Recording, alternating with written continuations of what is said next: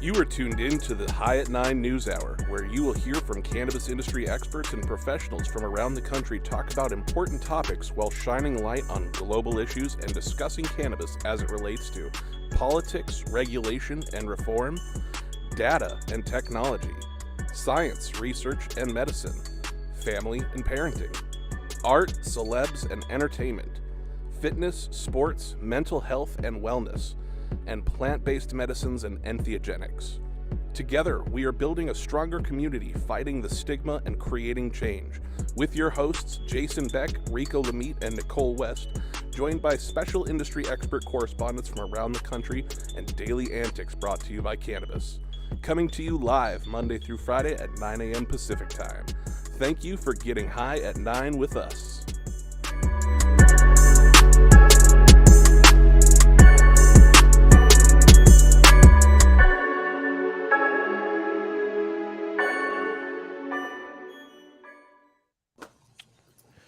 Oh, yeah. Good morning, everybody. It's Wednesday, November 16th. Today is International Check Your Wipers Day, National Indiana Day, National Button Day, and something I will definitely not be participating in. It is National Fast Food Day. Thank you for joining us and getting high at 9 with us. It's also high noon on the East Coast. And please remember to like, share, and subscribe to us on all social media platforms, especially right here on YouTube. We're live every Monday through Friday on YouTube and on Clubhouse as well, with audio only. If you are joining us in Clubhouse, you can also participate in the show by raising your hand if you have a brief comment on the story most recently presented. But without further ado, we need to pay a quick bill so we can get right back to the news. At True Classic OG, we live by one motto: stay true. We stay true to our legacy cut of True OG that's always fresh, piney, gassy, and delicious. We represent the spirit, hustle, and diversity of our great city of Angels. And we stay true to the spirit of this plant, doing everything in-house to ensure that you get the highest quality and consistency with every batch. And that's what's made us LA's favorite OG. True Classic OG. Stay true, Los Angeles. Oh, yeah, that's right. Coming up first, she's a cannabis business consultant, an industry veteran, a general overall bullshit buster, and a self-proclaimed general data bitch. Boasting over 13 years in the regulated market, but with deep roots in the legacy industry as well. So much roots in the legacy industry that she did some time for a cannabis crime. That's right, it's none other than the Nichole West. Good morning, everybody. Happy hump day. I will just say I'm not on Jason's level just yet as of yesterday, but Vegas is beating me up, guys. So tomorrow might be a little bit rough. My headline today is actually coming out of Marijuana Moment, which is about the Oregon marijuana company that's filing a federal lawsuit to the state against the unconstitutional cannabis export ban. This should be interesting. An Oregon marijuana business has filed a lawsuit in federal court declaring that the state's ban on cannabis exports and imports to and from other states violates the U.S. Constitution. Jefferson Packing House, LLC, a marijuana wholesaler licensed in Oregon, filed a suit against the state Governor Kate Brown, State Attorney General Ellen Rosenbaum, and the head of Oregon's Liquor and Cannabis Commission on Monday. While the complaint challenges the state law banning cannabis export, the plaintiff's lawyers sent a letter to the top officials named as defendants, asking them to join the effort to get the ruling deemed the policy unconstitutional according to its state's best economic interest. We recognize that marijuana is still illegal under federal law and that this lawsuit will not change that fact, the letter states. However, we believe that the state of Oregon should fully be aligned with supporting its local marijuana industry, and therefore that Oregon should no longer prohibit the export of marijuana to other states. The lawsuit filed in the U.S. District Court for the District of Oregon is based in interpretation of the Constitution's Dormant Commerce Clause, or the DCC, which is meant to promote competition by preventing states from independently regulating interstate commerce, leaving that responsibility solely within the purview of Congress. Under the DCC, for example, an Oregon law prohibiting the export of hazelnuts would be invalidated. Andrew DeWeese and Kevin Jacoby of Greenlight Law Group, which is representing Jefferson Packing House in this case, wrote, "We believe that it's likely the federal court will treat marijuana like hazelnuts and invalidate state laws prohibiting the export of marijuana, notwithstanding the fact that it is illegal under the federal law. Part of the reason that they're confident the federal court will rule in their favor is because the precedent is set in federal appellate court in August. In this case, the U.S. Court of Appeals for the First Circuit ruled that Maine's law prohibiting non-residents from owning medical marijuana businesses is unconstitutional because it violates the DCC, or the Dormant Commerce Clause. Following that ruling, legal experts said that the decision could have more far-reaching implications for the interstate commerce. For this latest suit, the 8-page legal complaint says that Oregon's export ban harms not only growers, processors, and wholesalers, but also non-residents who are denied access to high-quality marijuana products created in Oregon. Man, I really followed this until they said high-quality products created in Oregon. I was on board, unless they physically traveled to Oregon to purchase those products. Similar bans on exporting and importing cannabis are in place in legal states across the U.S., in large part as protective measures meant to insulate the states from federal enforcement action given against the agencies like the Justice Department have previously identified interstate marijuana trafficking as a persecutory priority.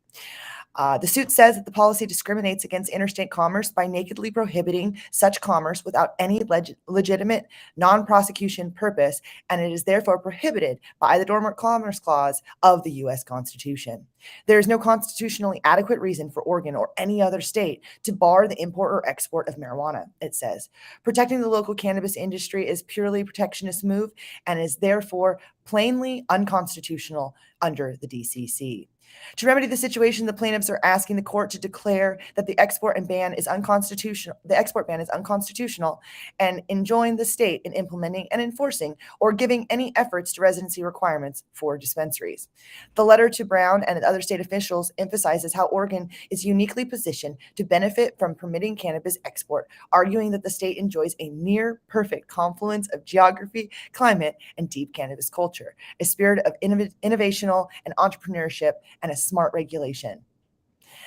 That makes it well suited to become, in quote, the standard by which all others are judged. Ouch. It's unclear if the state will take the plaintiffs upon their offer, but Brown has shown interest in opening up the state's marijuana market for interstate commerce, signing a bill in 2019 that would authorize the governor to enter in such agreements with other legal states once federal law permits. And I know California recently did the same thing. We had an article the other day that we were discussing pig exports and the Dormant Commerce Clause and potentially pig farmers creating an issue with the California and a couple other states for the production of the way that people are actually farming pigs, being limited on import and export. So I think it's kind of interesting that this is actually going more states. And I think that more and more states, I think we will see pushing this forward. And the more states that we see actually pushing up against interstate commerce and us pushing on the need for it, I really do think it's going to push us closer and closer to descheduling. But again, as we talked about yesterday, rescheduling is recriminalizing and descheduling is really our only option. So since the new 2 years after Brown signed the state level legislation, a coalition of cannabis organizations began rallying the business community to join them, asking governors from 4 key states to join to seek the Justice Department's guidance on interstate cannabis commerce. Since then, New Jersey State President Nichole Sarturi has filed a bill that would similarly allow the governor to enter into agreements with other legal states to import and export cannabis. California Governor Gavin Newsom signed a bill in September that would also give the governor the power to facilitate interstate marijuana commerce.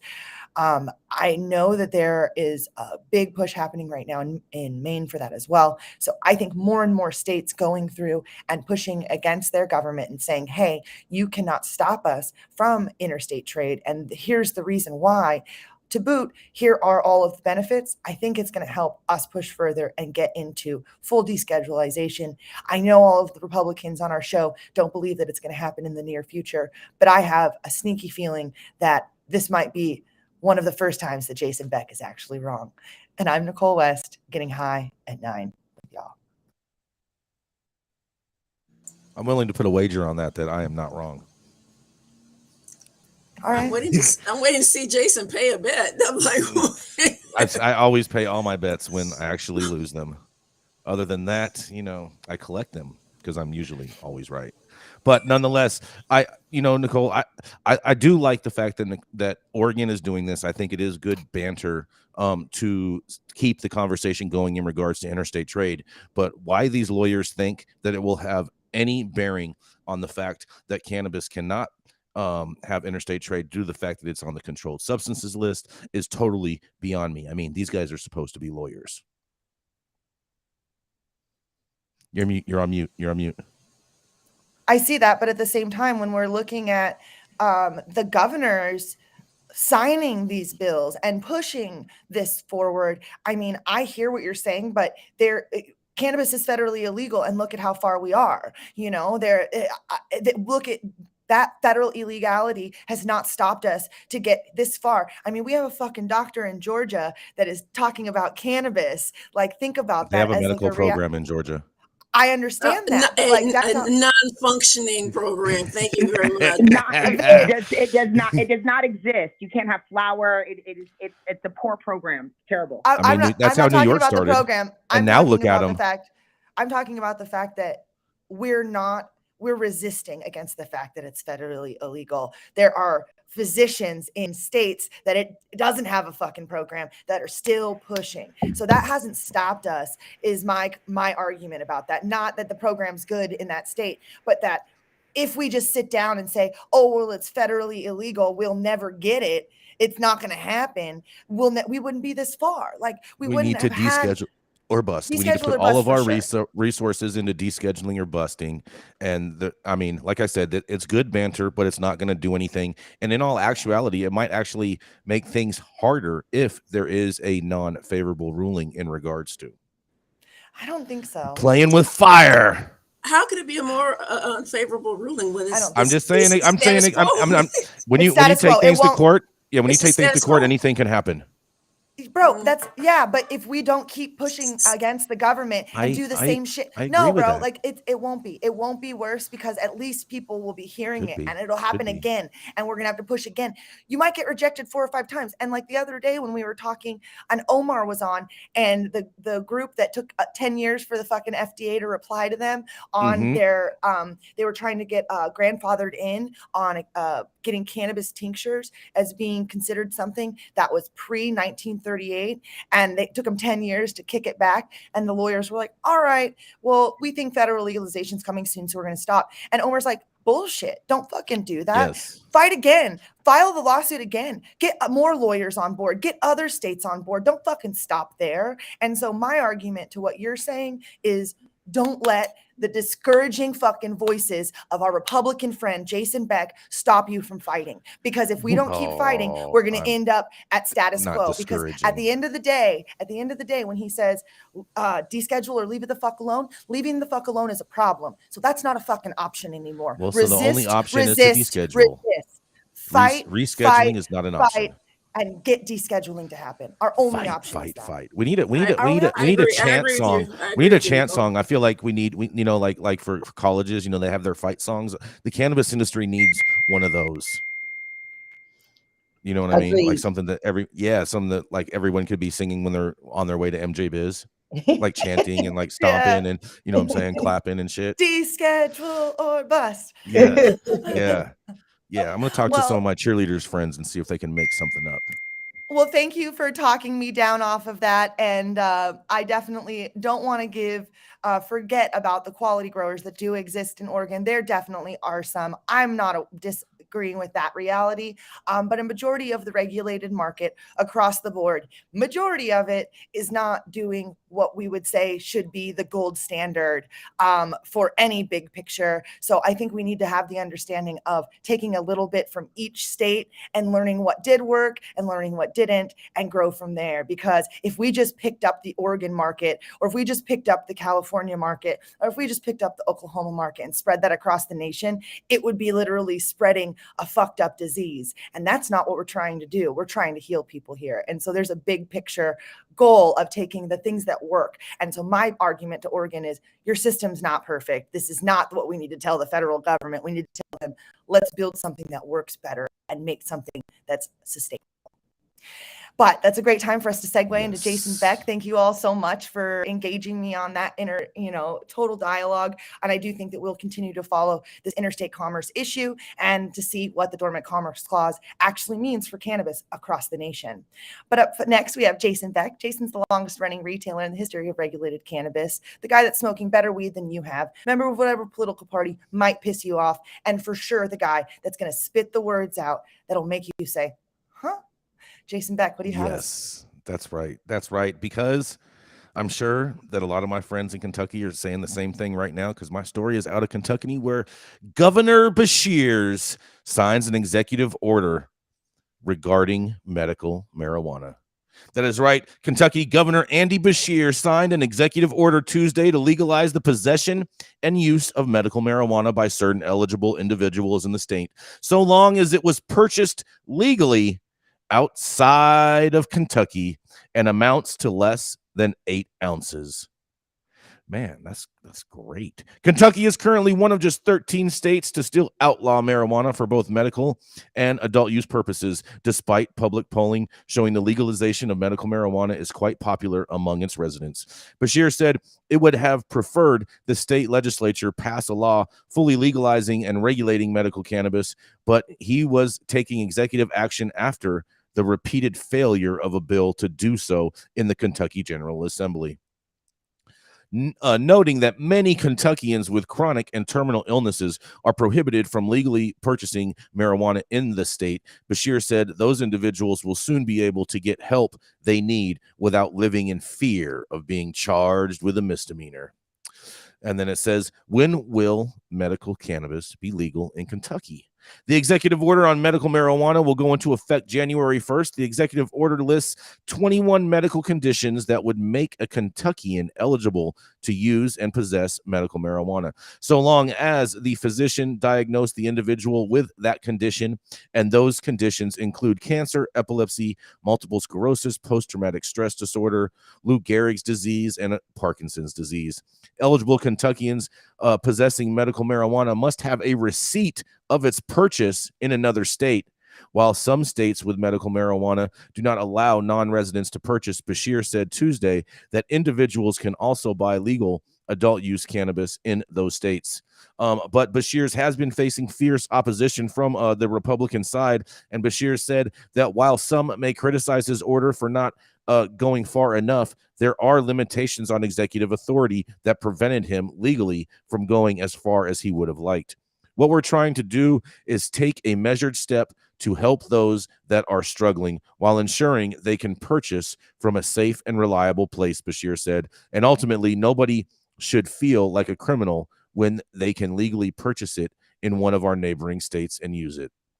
Beshear was flanked at a press conference by Justice and Public Safety Cabinet Secretary Kerry Harvey and Public Protection Cabinet Secretary Ray Perry, who both said Beshear was legally and morally justified in taking the action. However, Kentucky Attorney General Daniel Cameron disagreed, issuing a statement saying that Beshear did not have the legal authority to do so. Time and time again, the governor has attempted to bypass the policy-making authority of the General Assembly, stated Cameron, adding that Tuesday's order was another example of his attitude toward governing. As always, he seems to relish ruling by decree instead of by law. Kentucky's General Assembly is the sole and final policy-making body of the state, and they must be allowed to have their say. Beshear also signed a second executive order regulating the sale of Delta 8, a derivative of hemp with THC, that was recently declared by a judge to be legal in Kentucky. Cameron indicated his office was reviewing 2 executive orders to determine the next steps, and Beshear's orders also faced immediate criticism from Republican supporters of legalizing medical marijuana, including Representative Jason Names of Louisville, said the lead sponsor of the bill that passed the state house twice but failed in the Senate. He says, while saying that he still fervently supports medical marijuana, Neems said he also stands by the rule of law and that the governor's unprecedented power grab cannot stand. Today, the governor has granted himself a power that exists nowhere in the United States and finds no refuge in Kentucky's Constitution. Neems said if the pardon power, which is where he claims to have authority to rewrite entire chapters of criminal law, gives him the authority he claims, then he has become a law unto himself, and he is the legislature, the executive, and judiciary all at once. Senator Whitney Westerfield, Republican from Crofton, the chair of the Senate Judiciary Committee, who became a supporter of Neems' bill for the first time in 2022 session, also criticized Beshear's order, saying Governor Beshear, ever serving only his political interests, may do more harm than good in the effort to legalize marijuana, even for medical use. Westerfield tweeted, regardless of whether you support marijuana legalization of any kind, the governor has no power to make this possession legal in Kentucky. And Beshear said he was within his legal authority to make the orders Tuesday, but still needs Neems' bill to pass in the upcoming session to provide more medical relief to those who need it by statute. Neems got this through the House, and that's a great thing. Beshear said also, and he also says, now we need to get it through the Senate. Well, man, I have all kinds of questions on this. I'm sure Nichole has something to say in regards to this. I think this is great news for Kentuckians. I'm going to be interested to see if this actually does stand. And I also question the fact of I think the governor could actually be getting his residents caught up on other types of criminal charges by doing this, because basically what he's saying is you can go out of state and purchase cannabis and come back with it. And once you have but you also have to have a proof of receipt. And with the link standards that we currently have, it clearly has a state logo on all of these different types of packaging, which gives law enforcement clear and inevitable right to say that it's a felony to bring cannabis across state lines. So I'm probably we're going to see more stories of Kentuckians getting arrested and charged federally with these types of crimes than they will get charged on a state level. But I will digress. And this is Jason Beck reporting for the High at 9 News. This is so irresponsible, like encouraging people to cross state lines with cannabis and a receipt, right? To show that you bought with a receipt. That's what I was like. First of all, being Black in Kentucky is enough to, let alone being Black in Kentucky with cannabis from Missouri or Virginia or in your possession. What about California? What if you just flew to California and flew back with it? I'm just talking about the neighboring states, like just the neighboring states around Kentucky. You've got Missouri, you've got Virginia, you've got Ohio, you've got Indiana that are medical states. Illinois is adult use, and Illinois, yes. I was just looking at the map, but it's the South is a dangerous place for people of color. That's why I left. Especially people of color that are advocating for people to use cannabis as medicine, and you're endangering your freedom at that point. And I just don't. I think this is just irresponsible of him. It's one thing to say we're not going to charge you. You don't have to have a receipt, but if you get caught with cannabis less than an ounce, maybe then Hold on, but he said 8 ounces. You can get caught with a half a pound in Kentucky, and as long as you have a receipt for it, he's saying you're good. I'll tell you what. For 8 pounds of cannabis that you bought in Ohio, you're going to prison. half a pound, 8 ounces, 8 ounces, half a pound. Not you're going to prison. That's my thought. I'm with you, Nichole. I agree with you on that. I think Kentucky state troopers are just going to arrest people, and they're going to say, oh no, since this is purchased out of state, we're going to charge you with a federal crime, even though we can't charge you with a state crime because our governor says we can't. Well, I kind of agree. I do agree with you, Nichole, that depending on what you look like, that's how the law is applied. On the other hand, I also agree with the other Nichole who says resist. And I kind of look at this governor as trying to resist and do what the people of Kentucky want. I do think we need to keep resisting, but yeah, I don't know how it's going to. Is this the right way? Is it? Well, it's kind of like in Florida when they said the felons have served their time, they can vote, and then the governor turns around and then gets them arrested because they didn't pay some fines or something. I mean, it's like you do have to be careful in the South if you are Black or brown. You really do.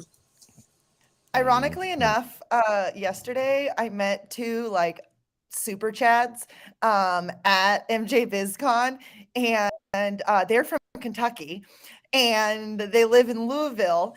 And we were talking about, where like he smokes and where he gets it. He's like, oh, and this is like literally the most titled chat I've met in a really long time, like to the point of like, Was his I name actually Chad? felt.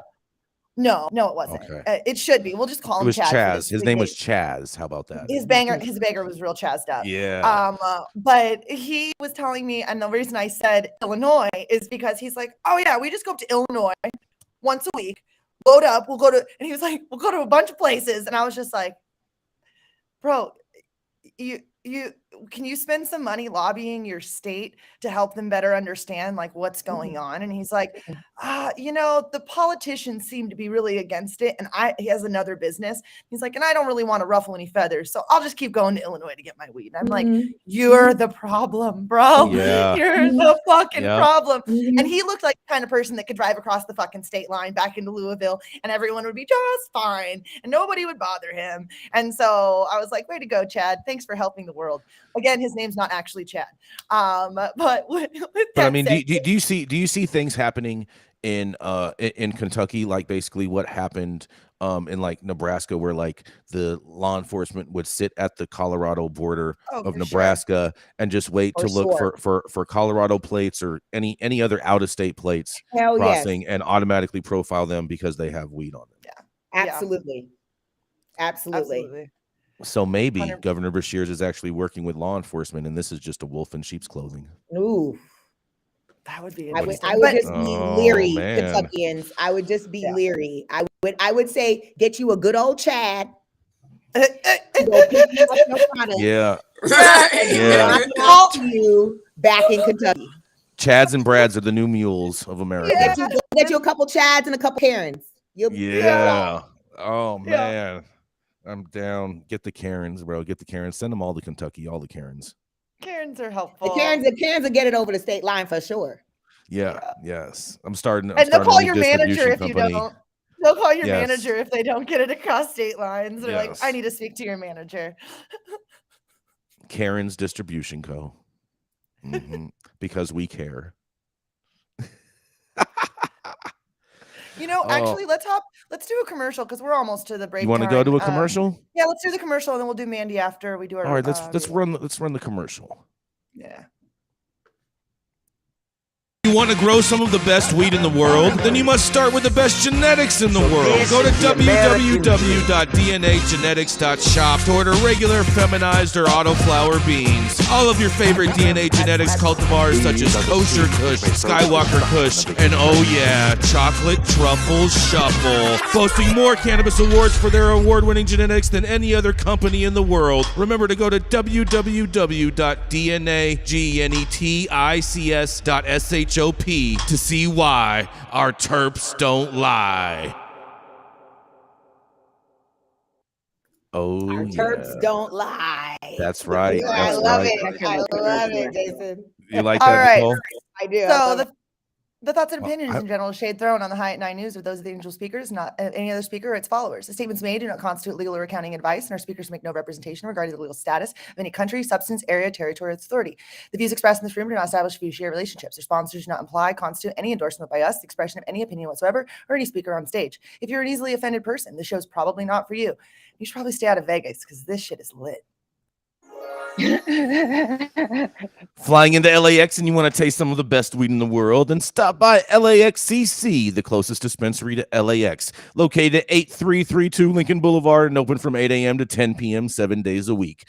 Always make LAXCC your first stop when you touch down in LA and score like a winner. And don't forget to tell them I sent you and mention you'd like to get High at 9 for 10% off your full order.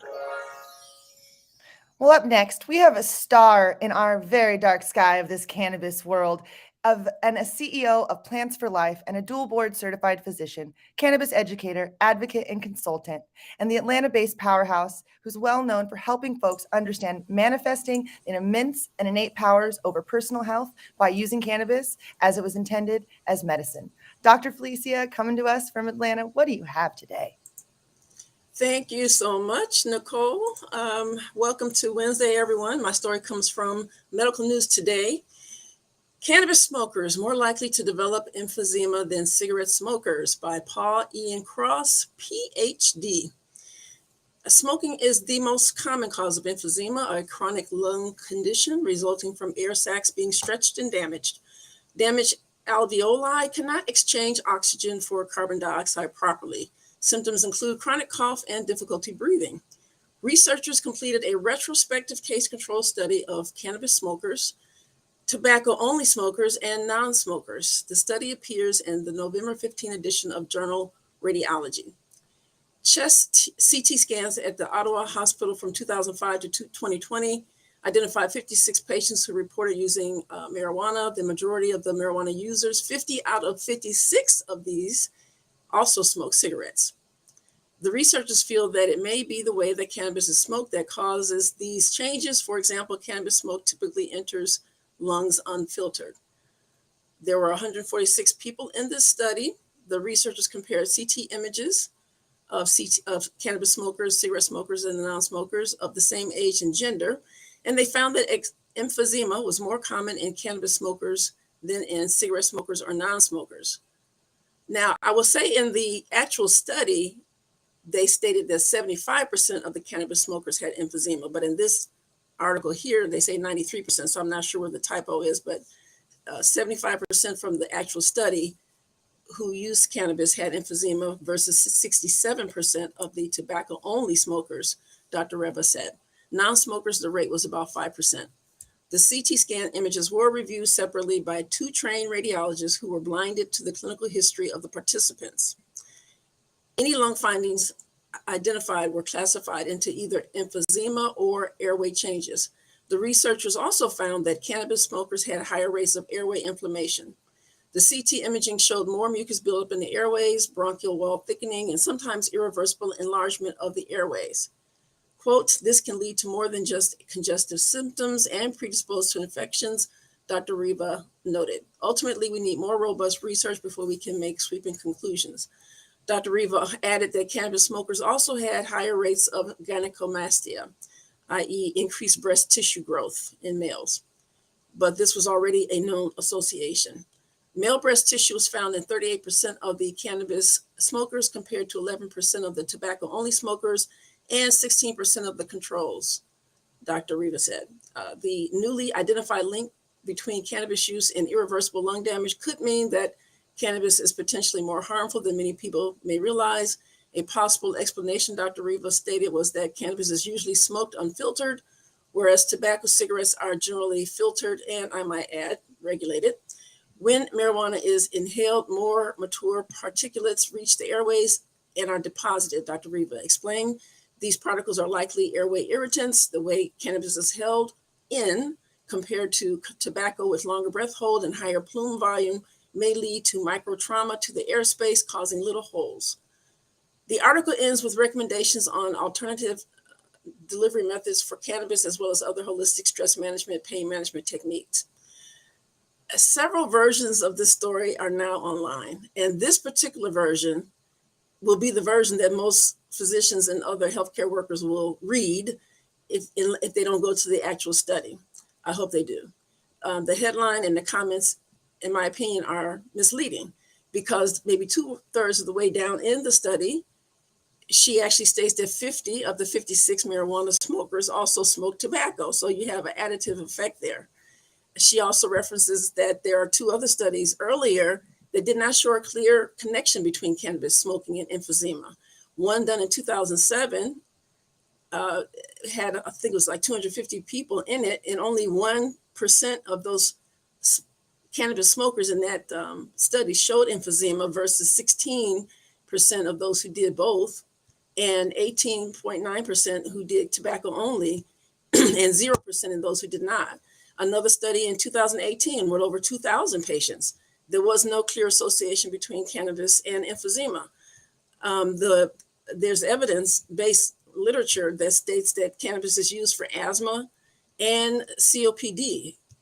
Most studies do show an association between cannabis smoking and gynecomastia. So my bottom line is that I don't really believe this study here because it conflates tobacco with cannabis. So I would lean more on the other studies that do not show that cannabis causes emphysema. And as I've stated before, if you must bring your medicine in through your lungs, please consider an electronic vaporizer for dry flower. That way you get your cannabinoids and terpenes without all the other particulate matter and combustion products. I don't know if it will protect men from gynecomastia, but that would be a good study. This is Dr. Felicia Dawson reporting for High at 9 News. What are you all's thoughts? Oh, I have so many questions. Oh man, I have something to show you guys. Oh yeah. I it's just gonna want to say, prove does my cannabis? point. Did you say cannabis causes man boobs? Yes. Okay. We Just wanted to don't make know sure. yes, Gynecomastia is. man boobs. Yes. Okay. They don't know the exact mechanism, but something must happen that makes the relative levels of estrogen get higher than to testosterone. It's because it's a female plant, and we keep putting the female plant inside of us, so it's giving us estrogen. No. I think it has everything to do with these genetically modified genetics and seeds that we're growing and plants that we're growing. The man boobs, the Rastas in Jamaica never got man boobs from growing their sun-grown natural herb. Yeah, So no, I really with agree with genetics. Nichole. I have gluten issues or wheat issues in America, and if I travel to countries that have non-GMO wheat available, I can eat bread like nobody's fucking business. Right. Like I don't have a bread problem. Exactly. I have an American bread problem. That's right. And so the data being on gynecomastia in America, I think it would be very interesting to take that full, like you were talking about, to like Jamaica, where everything's grown naturally out and look at that. Because I think you're probably right. It would be fucking different because I probably those are the facts. I don't know one Rasta with man boobs, not one. Right. That's true. There's only one study that I saw in the literature from 1977 of U.S. Army troops, and there was no relationship between cannabis and gynecomastia in that study in 1977. So that predates genetically modified organism. Those didn't come out to like the late 90s. And Americans' food in general too. So it's like weed helps you eat, right? Weed helps you be able to have an appetite, and the things that we have as options to eat here are also so full of fucking garbage bullshit. Like that part too, where you're like, okay, so it's what is National Fast Food Day? I think National Fast Food Day causes man boobs more than anything. I would agree with that. And the Nation of Islam also, explains that not for men to not eat the soy, the genetically modified soy that comes out of America as well, because of the amount of estrogen and false estrogen that is created by eating those products. All right, and it's just in America too. Can we go back to the thing, because I have to show you guys this. So when you have like cigarette smokers and they throw their cigarette butts out in a beverage and it like turns it all dark and nasty, and like you can see like all the contaminants seeking out of the cigarette. Okay, Nasty. well, this is my water. That was my ashtray.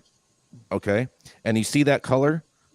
That color is almost transparent. It's just a little bit of resin induced water. Okay, That's just weed. That's just weed in there. Okay, just weed. So therefore, weed is a million times cleaner than cigarettes, and so therefore, smoking weed is the winner once again. I'm grateful, Dr. Felicia, that you mentioned that this study is not giving us the most accurate facts, because one of my questions was, where are the people getting the weed from in this study? Are they coming out of legal states? Are they coming out of illegal states? Are they getting it from They're the University coming out of Kentucky? Mississippi? They're all coming out of Kentucky from neighboring states with weed. Yeah, they have no idea where that weed came from. They're just given a verbal history that they did it, and they don't know where it came from. They didn't test it or anything. So they call this strain Eagle 20, and it's really good for your Eagle 20 got good terps. Eagle 20, it's really good for modifying your man boobs. I mean, what about Avid? Now is Avid involved in that too? Now there may be a little something to it. There was a plastic surgeon in Colorado, and he said that there was an 8% increase in surgery, male reproductive breast reduction, since cannabis has become legal in Colorado. So I don't know. We maybe just haven't figured out the connection, but I do think it's overall much more so the food source than anything else. And, It's the and, and, flavor We on the just helps food. us eat it all. We just helps us eat it all. Yes, makes it more digestible. Yeah. Makes Makes it us more. be able, you know what, thinking about that, weed actually makes it easier for us to eat garbage food because weed makes things taste better and like more likely to eat things that you wouldn't. When I smoke weed, I'll be like, man, I'm gonna drive all the way across town to get a fucking large French fry, and I will do that. I will do that shit. I will Harold and Mhm. Kumar my fucking day. But when I'm not high, I'm like, oh, I'll have some apples and like, something out of my fucking fridge like a normal person. well, you might want to get Yes. some more organic snacks. You can get some snack food I got you, but Nichole. that's more healthy. It's more healthy. I know I got do. you, I Nichole. do. I have it in my house. Have you I have ever nothing seen but the good shit, Penn but I'll just make bad decisions on like wanting something that is not in my house. I'm like, oh God, the French fry sounds like I'll just like be driving by and like turn in. I got you. Listen, Nichole, I have mastered the snack attack when it comes to consuming and looking for the right Good. snacks. So I will help you out with that list because I love French Thank fries. you. That is my weakness. Me Now that I've too. gotten rid of dairy, ice cream is no longer my weakness. It's the French fries. And so, Yes. so I got you on a couple of tips to help curb those unhealthy snacking habits. Yeah, we Yeah. crave that. We crave that fat and that salt. So Of that's course, yes. so you it's got to so find a good. healthy way to get it in. Yeah. I stay salty, y'all. I stay salty. Oh yes, they stay salty, y'all. We got to keep it moving though. Thank you so much for that story, Dr. Felicia. We very Thank much you, Dr. appreciate it. Felicia. Yes, I learned a lot, especially that my weed Me too. is still good. But nonetheless, she's a cannabis product extraordinaire and a serial cannapreneur. She's also the co-founder of Camilla Canagram and the Woman's Cannabis Competition. A head of brand relations at Conception Nurseries, Amanda is a crusader for the female entrepreneurs in cannabis, and she loves showing them the world that cannabis, motherhood, and an executive lifestyle go hand in hand. Coming up next is none other than the Mandy Tingler. Jason, Beck, thank you for that warm introduction as I struggle into this morning's show out here in Las Vegas. I probably should have just never gone to sleep. Oh, yeah, that's right. Yeah, raging. Yeah. You might have ended up on Well, the speaking blooper of- reel though. Probably have. Oh, yeah, look at my I don't think blooper I'll reel. mind it one bit. I won't mind it one bit. All right, guys. Today, my story comes to us out of the state of Michigan from the Metro Times. The title is Flint Cannabis Dispensary Sold Unregulated Products with High Levels of Contaminants, state officials say. Samples collected from green culture tested positive for high levels of pesticides, mold, bacteria, and other contaminants.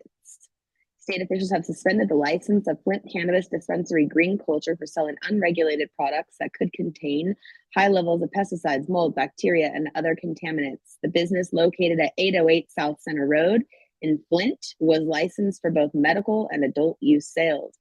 This conduct is a risk to public health and safety and is completely unacceptable, said the Cannabis Regulatory Agency Acting Executive Director Brian Hanna in a statement. Today, we issued a suspension of their license, and it's my intention to pursue revocation of these licenses. Other marijuana licensees should take note. We will not stop investigating until we clear the regulated market of this type of activity. The suspension stems from an August 27th complaint alleging that the green culture selling products that did not have metric tag Michigan's seed to sale tracking system. As CRA investigators found several products on the sales floor that were untagged during a September 28th visit, and more untagged products were found on a follow-up visit on September 28th and October 4th, according to the agency. The business said it got the products from ACF Labs, an unlicensed entity that does business as Be Pure Health, in violation of numerous cannabis regulations. When it tested samples of the products, the CRA found that more than 75% contaminated with plaque-butuzerol, a banned pesticide, nickel, a heavy metal, aspergillus, a type of mold, and or a total coliforms with bacteria in amounts exceeding state limits. These products included Moonrock Blunt pre-rolls that were sold or given away as promotional items to customers from February 10th through September 30th of 22. The CRA says the green culture sold or transferred nearly 18,000 ACF Labs products that were improperly handled. Anyone who experienced adverse reactions from using these products should contact the agency at CRA info@michigan.gov. Well, guys, these are the actors that are screwing it all up for us. I'm mad about it. What do you think? This is Mandy for High at 9 News from Vegas, and I'm still alive, y'all. I'm mad with you because we're constantly telling people to go to the regulated market, and then you have people selling unregulated products in the regulated market. It's infuriating to me. I'm just truly disgusted about it all, and is part of that also happened during the EVALI crisis, where counterfeit vape pens were ending up in some regulated dispensary. So it's a dangerous problem, very dangerous. I wonder this is so sad for the patients of that state. Like, you trust that you're paying all this extra money, and you're going through the process of going to a regulated dispensary, and it's just a shame that I'm glad that they took their license away. I'm glad they didn't fine them and just kept it moving. I'm glad that they're shut down, but this just gives a bad name and a taste to the regulated industry and people that are out there trying to do it properly. And did it say that there was a testing lab that was not regulated that tested this? Involved, is that what it yes, said? testing labs involved. So how does a testing lab, all that equipment, big ass building, like how do you have an unregulated testing lab in a state? Like, that doesn't make sense. You just test for blood. What was the falsify results? What was the name of the lab, Mandy? That did it? The lab was ACF Labs. ACF. So Apple, Charlie, Firefox. So it is a overall analytic lab.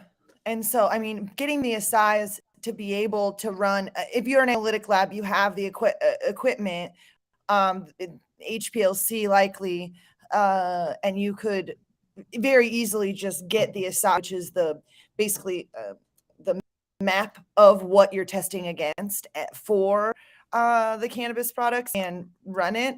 But the fact that they're even trying to involve that, I think, is really interesting, because these labs have certain levels of certifications that they have to go through. Mm-hmm. And so without the proper certifications, or with the proper certifications, but without the proper license, they would be in violation of their ISO standards. So like, they're now risking their business of other analytics so that they could test this weed. I wonder how much weed that they've been testing. And in the bigger picture, the idea of analytic labs being able to take your personal product to test it is the idea, right? So like, if you grew your own weed at home and you're like, is there mold in my weed? You should be able to take it somewhere, right? There needs to be that kind of a place. So I have like kind of mixed bag review, in my opinion, about places like this, because I think it's really important for that to be available for the general public and the consumer. So like, the fact that they're capable of doing it and testing something outside of the regulated market, I think, is important. And I think that's going to continue to be important. And I do think more and more analytic labs need to be able to do that. But there needs to be some sort of, maybe just like certification for that they can add in, because technically, if you're not a cannabis licensed business, your ISO standards are going to be violated by breaking certain laws without the right certifications. And so I think there needs to be a place for people to be able to do this. But the way that Michigan rolled out their regulated market, you could still bring weed like from your person during the beginning of regulation for a decent amount of time. And then there was just this day that it all turned off, right? Where it was like, okay, yeah, now all the weed now comes from the grows, the licensed grows. And so that transition, I think, is hard for anyone in any business, just like it is here in California. I think it's ironic because in Michigan, they're bringing their weed and infiltrating it into the system from the illegal market. I'd say a lot of that's probably coming from the legal market exfiltrating, if that's the right word, getting that shit out of California, and probably also the article that I Oklahoma had too. today, Oklahoma, but Oregon and California have like a glut of weed, like a glut. California, I could see a lot of it going into Michigan. And I could just see a lot of weed in I Oklahoma. want to say going to California Michigan. weed has won some of the best Michigan cannabis cups I've ever seen. I've won some Michigan cannabis cups. Well, yeah, see, I'm just saying. Well, thank you so much for that story, Mandy, and I definitely think that this is something that we will continue to see, and I think it's going to kind of go both ways. Like I said, it'll be the weed getting pulled out of one market and getting put into another as each one of these new markets evolves, and as states like Oklahoma and California and Oregon are producing more weed than we could possibly smoke. But yeah, thank you so much, Mandy. So landing our plane today, actually, we're excited to have Nichole here because she's probably one of the only people that can actually handle Vegas without making a fool of herself, because she lives there every day. She's a patient and plant medicine advocate, founder of Purple Plant Magic, also the right hand on the left coast for MM, which is having an event tonight. Make sure that you support their organization and everything they do.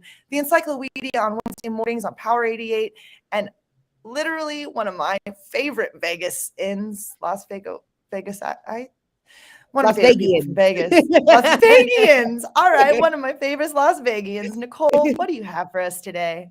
Thanks so much, Nichole, for that warm introduction. I am so excited about today's story. I just learned about this wonderful company called Happy Cabbage Analytics. And so my story is coming from Benzinga, and the title is Happy Cabbage Analytics announces oversubscribed strategic financing round and launch of cannabis retail optimization platform. So out of San Francisco, Happy Cabbage Analytics, an integrated cannabis retail analytics company, welcomes new strategic investors, Merida Capital Partners, Poseidon Asset Management, and Green Axis Capital, with the close of its oversubscribed financing round. Happy Cabbage contributes critical data science to the continued evolution of the cannabis industry. Andrew and team have uniquely positioned themselves as the leading experts of retail optimization by facilitating the sales growth of their customers in a highly competitive and capital-constrained environment. This is no small feat, said Patrick Ray, managing director of Poseidon Garden Ventures. Founded in 2019 with the launch of its text marketing tool, Polaris, Happy Cabbage has quickly iterated on products to address critical business functions for cannabis retailers, including the launch of its predictive inventory assistant tool, Dawnstar, in early fourth quarter of this year. The company is also launching the cannabis industry's first retail optimization platform, a product suite designed for cannabis retailers to drive more sales and cut out cumbersome expenses. We're focused on helping operators drive profitable growth. We hear countless stories from the front line, operators either trying to increase returns or simply survive. There are plenty of reporting tools in the market, but none actually enable operators to make better decisions in real time. Empowering cannabis retailers with a platform to optimize both expenses and performance will help them not only survive, but thrive, says CEO Andrew Watson. The company plans to invest the round in strategic partnerships, continued product expansion, and broadening its geographic footprint, having launched 5 new states in 2022. Data science is essential for sustainable revenue growth and efficient cost structures in the cannabis industry. And we believe Happy Cabbage is geared up for a strong growth over the coming years. Our continued investment underscores our confidence in the team to execute this vision, added Ian Dominguez, portfolio manager for Delta Emerald Ventures. I am so excited. Our brother Rico Lamitte works for this company, and he's really excited. His work in tech, being able to combine it with cannabis. This is a Black-owned business. I had Rico Lamitte on this morning on my morning show, Power 88, talking about Happy Cabbage and their oversubscribed funding raise. And so happy for them. They're going to be partying with us tonight at the Dice Mixer here at MJ BizCon. And we're going to be partying with them because they're one of the sponsors for the Method Man and Redman show tomorrow night here in Vegas. So just want to say congratulations again to Happy Cabbage. I'm looking forward to meeting the whole team. And this is Nichole Buffon reporting for High at 9 News. Love to hear what my my other correspondents think about this story. Hold on, Nichole. The M for M party is tomorrow, not tonight. It's tonight. It's So tonight. High Tonight. Times is Okay. tomorrow. Happy Cabbage is That's fine. sponsoring that. Yeah, Method Man and Redman is tomorrow night. But tonight, Redman is going to be our celebrity guest DJ at the M4MM Dice Mixer. I'm gonna post up and smoke the best weed in the world at the DJ booth. You're more than welcome, Jason. I look forward Oh, to yeah. smoking the best weed in the world with you, That's my right. brother. And you already have. That's right. You already know what it is and what it does. You too, Nichole. We'll see you there. We'll Oh, be absolutely. with you. You'll be with us in spirit, Dr. Felicia. I promise. Yes. Dr. So- Felicia will Yes. FaceTime you. Okay. Well, congratulations, Rico. And I love that name, Happy Cabbage. I love that. I know. Isn't that a cool name? I think it's so Mhm. great. Yeah.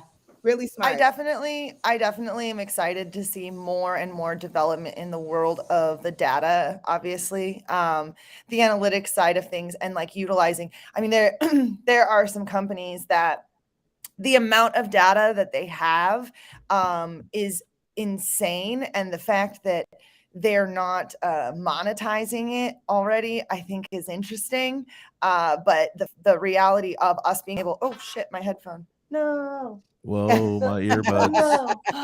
I lost my headphones. Very Yeah. Vegas. The ability for us to be able to monetize that and be able to use data in a real way to help scale the industry, figure out like what is actually happening. There's a couple companies right now that are just doing some really interesting stuff with aggregating website data, advertisement data, that sort of thing. So I think that getting more money into the ability to figure out all this analytics and to streamline all this shit is important, because I didn't realize it until probably about 5 or 6 years ago.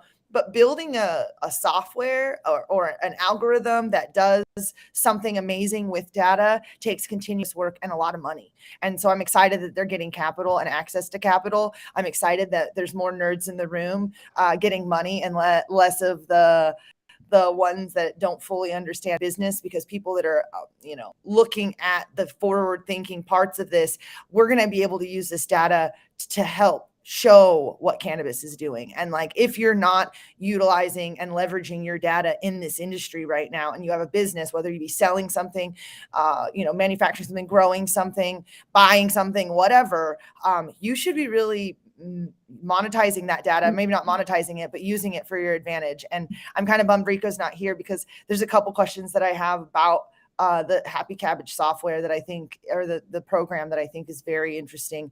But I definitely would look into what they're doing. There's a few other companies. One company just came out, Hoodie, and they're taking all of the advertisement data from the whole internet, scraping it and telling you what is being advertised and what is being advertised on all platforms, and scraping it across the internet. And so, I mean, there's just some really interesting ways that you could figure out what booth pack to grow next. What booth pack to grow next? Stop growing booth, you guys. Focus do on that. good weed. I'm So- excited to that tech and cannabis are merging. I mean, we know that is the future. And so looking at how you create a business around data is brilliant. And I'm excited to see what they're going to be growing into and what new products they're going to be putting out into the marketplace for that collection. Would you smoke digital weed? No, it would burn my throat. Hell Wait, no. would you smoke digital weed? Yeah, I mean, yeah. In the metaverse? you mean? I mean, I would, if all my weed was weighed on a digital scale. all your money too. Yeah, so that's true. We so we do weigh there's money. there's a real theory behind meta drugs and having literally a simulated experience. And because the virtual reality thing is growing so fast right now, there is actual research on digital drugs in a way of simulating and creating the experience of DMT, Digital Molly. Digital Molly. I feel like would be different, because like I don't know how the eye thing's It'd gonna just make be my like lots skin of feel glow so sticks, good. lots of eyes, So it's visual. It's lots visual. of lights. It's Yeah, visual. but it's visual, but it also it incorporates the like hand things in like a perception piece. You're supposed to like, you do stuff and you're playing a game or something, right? And it's not only creating the like visual reality for it, but like it causes like a feeling, I guess, in your body of It's a euphoria. well, like an awareness, because it feels like you're, if anybody's ever done quality AI, or not I've AI, done quality drugs. Quality virtual reality, a real VR thing. It can be very disorienting, right? So like you get kind of dizzy, and they have ways to like actually create like physical feelings in your body based on sound and light, and the way that your eyes and your brain respond to sound and light, as well as perception. And so I in fact would smoke digital weed is my answer to that, because I'm very Sounds like curious. a whole lot of manipulation going on. It is, but I'd like to see what technology and You're what, okay with being manipulated, as you're saying. I mean, bro, so are you. Oh, touche. I mean, I would probably try digital weed once, and I probably would be like, this is shit is boof. And Yeah, I'd I'm rather not have saying the I real would shit. smoke it every day, bro, but I would experience it. And, That's fair. I definitely want to make sure one thing that we did not miss on Dr. Felicia's story. I thought about this as we did not go back to the reality that she was talking about how tobacco use was in a majority of those people with emphysema. And so make sure that when we're looking at that data, that we find people that are not tobacco consumers. But because as somebody who smoked blunts for a very long time, I can tell you that smoking weed with a cigar on the outside is a lot more fucking hard on your body than smoking just weed all by itself. But we are at the top of the hour. Thank you so much. Thank you everyone for dealing with our chaos. Yes. Thank you all for tuning in and getting high at 9 with us every Monday through Friday at 9 a.m. Pacific, high noon on the East Coast. Big shout out to our audience and supporters for tuning in daily and listening to the insanity that is the developing cannabis industry, even when we're in Vegas. Thank you to the haters for still talking about us. I'm sure we'll see some of you at MJ BizCon. You'll probably give us hugs. Huge thank you to True Classic, LAXCC, and DNA Genetics for helping us keep the lights on. To correspondents for being amazing. To all of the people out there in the internet world and across the land paying attention to us. To 3S4 and Zaza Simone for helping us look like we know what we're doing. And thank you all for tuning in and getting high at 9 with us. Buy weed from women, y'all. And I'm gonna have my bong microphone today, so find me on the floor. Find Bong Burgundy. Yes, Bong. Oh, I might use that as I like that Bong Burgundy. See you around Vegas, y'all. Today. Yeah. Yes. You are tuned in to the High at 9 News Hour, where you will hear from cannabis industry experts and professionals from around the country talk about important topics while shining light on global issues and discussing cannabis as it relates to politics, regulation and reform, data and technology, science, research and medicine, family and parenting, art, celebs and entertainment, fitness, sports, mental health and wellness, and plant-based medicines and enthogenics. Together, we are building a stronger community, fighting the stigma and creating change. With your hosts, Jason Beck, Rico Lamitte, and Nichole West, joined by special industry expert correspondents from around the country and daily antics brought to you by Cannabis. Coming to you live Monday through Friday at 9 a.m. Pacific Time. Thank you for getting high at 9 with us.